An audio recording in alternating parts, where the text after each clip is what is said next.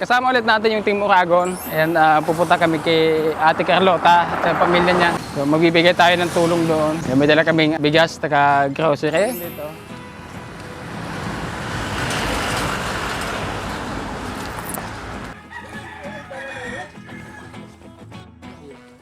And kanina kala namin di kayo matutuloy dito kasi nga maulan. Ay buti tumila yung ulan. Dito po ito sa Old Moriones, sa bayan po ng Ocampo. Ayan, ang pangalawang base po nating pagpunta dito. Nakita nga natin yung kalagayan nila Ate Carlota. Medyo mahirap din yung kalagayan nila. Dahil yung bahay nila sira. Kawawa yung dalawang buwang gulang na anak nila. Tapos yung mga maliliit. Sana marami din tumulong para mapaayos yung bahay nila.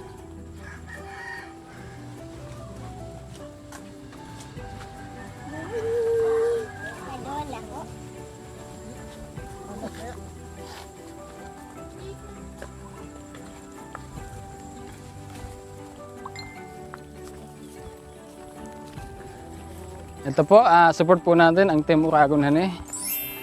Kasi talagang napakalaking tulong po nila sa ating pag-vlog, sa ating mga ginagawang pagtulong sa mga kababayan natin dito. Yan, magbuhat ng bigas, bit-bit ng kung ano-anong dala namin. Sila yung mga naasahan ko pag may kailangan akong gawin. Tapos may gagawin din ako. So halos hindi na kayanin ng oras ko. Kaya yan, sila yung naasahan ko sa mga gagawin. DGTV Official, yan, sama natin to si Kalubot. Yan, The Prospect, Bicolanos Vlog, Tingka Bisuti, Simplicat, Spotlight Charity, Miss Uragon Hane. Yan, please support po Uragon Padi. Tsaka yung Team Uragon, YouTube channel, gaya kami tayo. Team Uragon YouTube channel, parang sarap kumain ng mga, tingnan mo yung mga nam-nam sana. Ito na nga po tayo sa bahay ni Ate Carlota. Tingnan mo yung bahay nila. Oh. Tagilid na.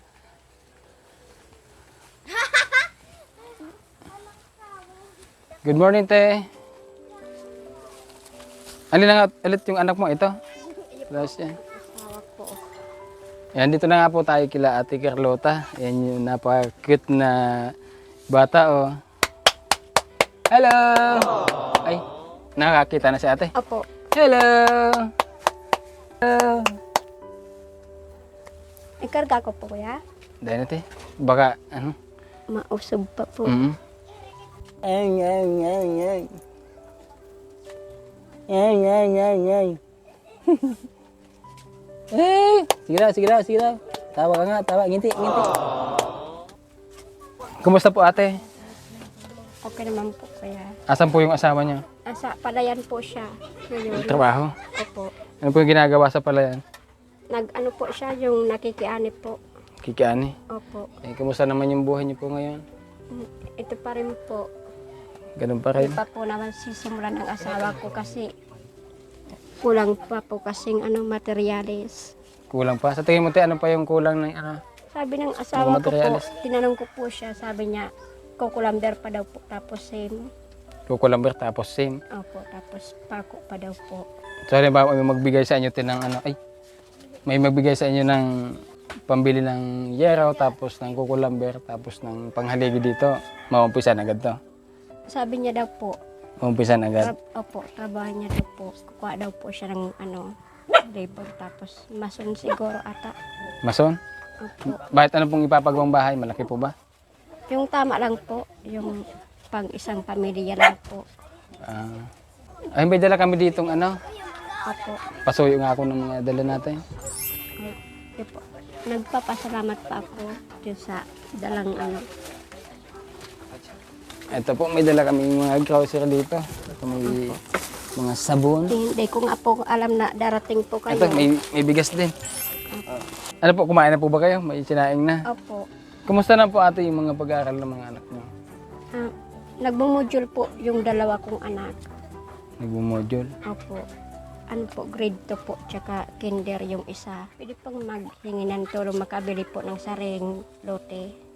Kasi hindi po pag-amin. pinsan po ng biyanan ng asawa ko. Hindi po ito sa inyo. Hindi po, nakikitira, Nakikitira po. lang. Opo. So, sa tingin mo ate, magkano po ang bilihan ng lupa dito kung sakali? Hindi ko po ma-estimate kung magkano po ang lote ngayon. Ayan, titingnan natin sa ating mga sponsor, no? Kung gusto nila magpaabot ng tulong po sa inyo. Sa ngayon, te, unahin natin itong bahay mo? Siguro naman, pwede naman siguro magtayo muna dito. Okay lang, po. pansamantala. Opo. Ayan, so may sponsor tayo nagpadala. Si Venture K Anonymous, maraming salamat.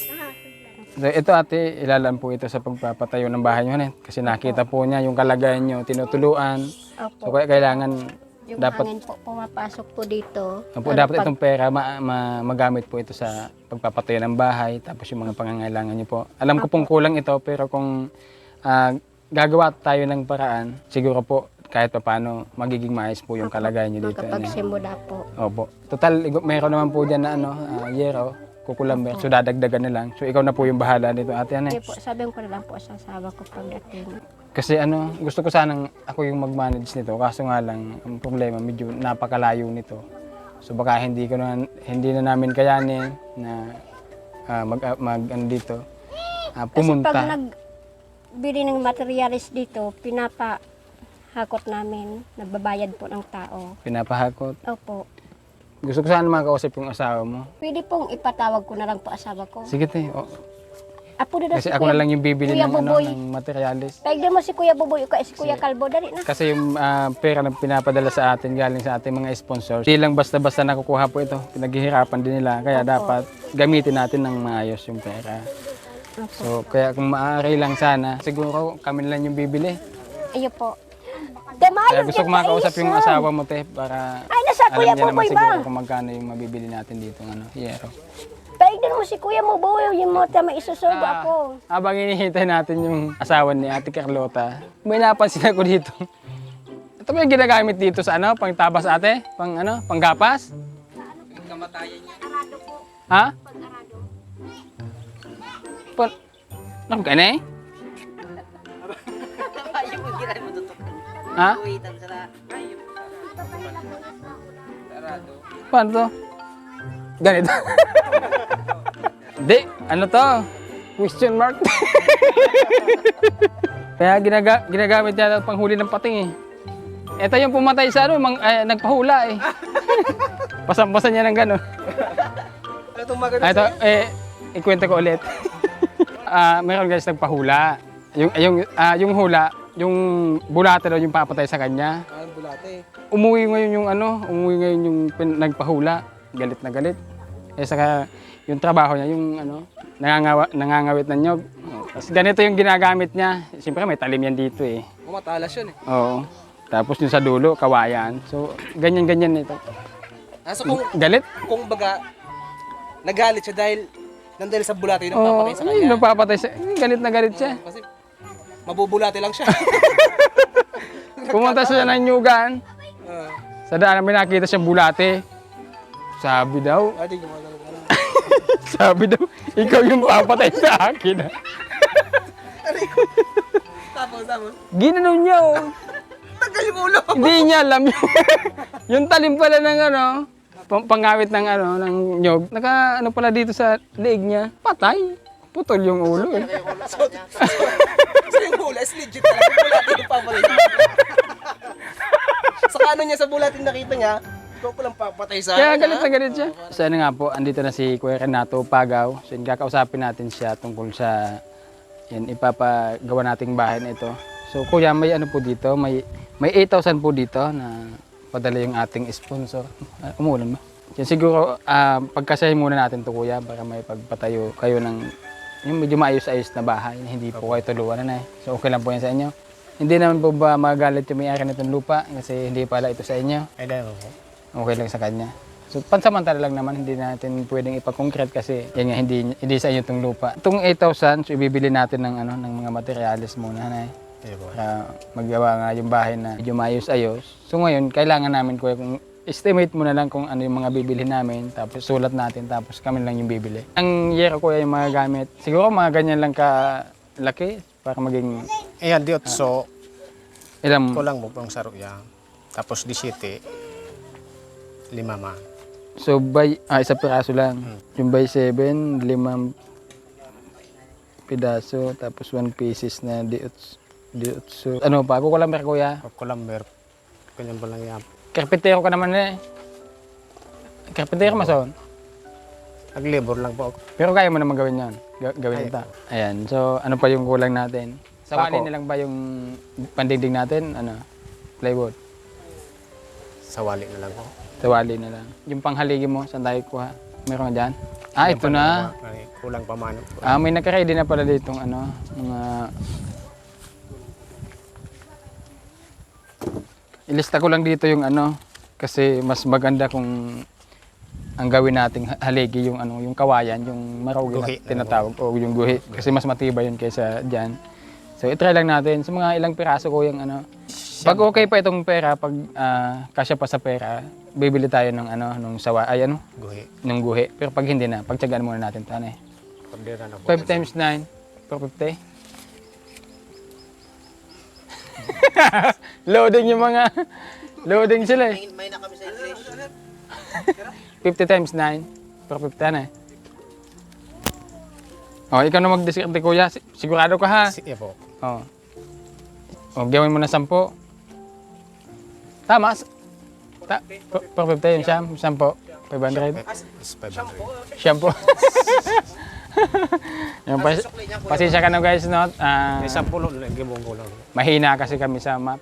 50 lang naman pala yung isa. So doon na tayo sa kawayan kasi medyo maganda-ganda yon kaysa naman sa dyan sa ano.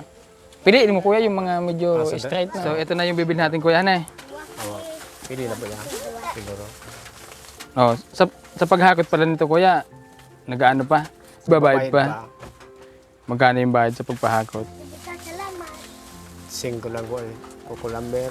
5. Ayan, habang hindi umuulan, so bibilihin na namin ito ngayon. Di ba may bilihan dito sa Hanawan na? Dyan po isa naman. Oh, bibili na kami dyan. So ikaw na yung bahala na magpahakot. Dahil pagkabili namin, so may pupunta pag isa kami para hindi ka masyadong gabihin. Okay, so ayan, ayan guys, ito na, nailista na po namin yung mga bibilin. So kami na yung bibili para dito sa mga materyales sa bahay nila. Dito na nga po tayo sa ano, sa hardware. So para bilhin tong mga materyales ni Ate Carlota at ni Kuya Renato. Saya pa, compute daw kung magkano yung lahat.